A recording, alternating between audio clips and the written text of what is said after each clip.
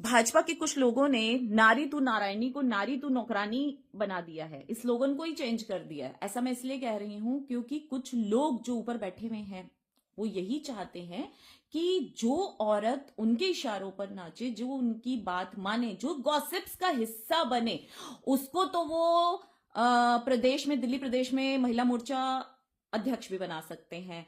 जो आदमी उनके इशारों पर नाचे उनको भी वो प्रदेश अध्यक्ष बना सकते हैं। ऐसा मैं इसलिए कह रही हूं क्योंकि वैजयंत पांडा जी जो दिल्ली के प्रभारी हैं और बीजेपी के उपाध्यक्ष भी हैं, उनके 2 असिस्टेंट आज से 2.5 साल पहले मुझसे मिले थे और उनमें से एक का नाम था सना और फीमेल का, और मेल का नाम था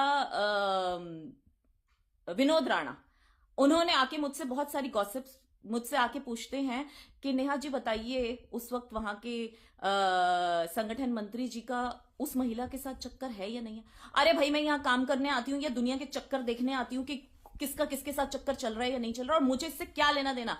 मेरे से आप काम की बात पूछो। मैंने उनसे साफ जवाब दिया कि नहीं, मुझे किसी का कोई चक्कर वक्कर नहीं पता, क्योंकि मैं अपने काम से मतलब रखती हूँ। मैं आती हूँ, सिर्फ मीटिंग अटेंड करती हूँ और चली जाती हूँ।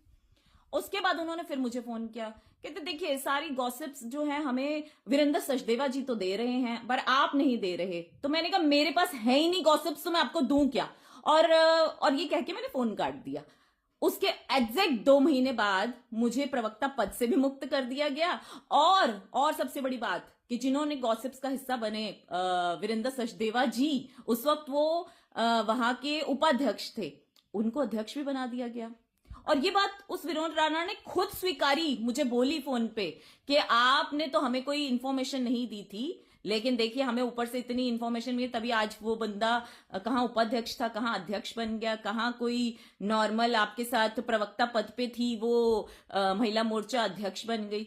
तो इसका मतलब कि जो औरतें गॉसिप्स का हिस्सा बने, जो आदमी गॉसिप्स का हिस्सा बने, जो गलत काम करे, जनता की सेवा ना करें, उनको ये ऊपर के पद देते हैं। और जो जनता की सेवा करना चाहे, जनता के लिए काम करे, दिन रात एक करे, झुग्गी बस्तियों में जाके बसने वाले, मैंने कोई एक बार नहीं, मैं पिछले 9 साल से झुग्गी बस्ती के लिए काम कर रही हूं, झुग्गी बस्ती की महिलाओं के लिए, जबकि हमारा अच्छा खासा बिजनेस है। उसके बावजूद मैंने कभी ऐसा नहीं सोचा कि मैं झुग्गी की जाके महिलाओं के साथ काम क्यों करूं।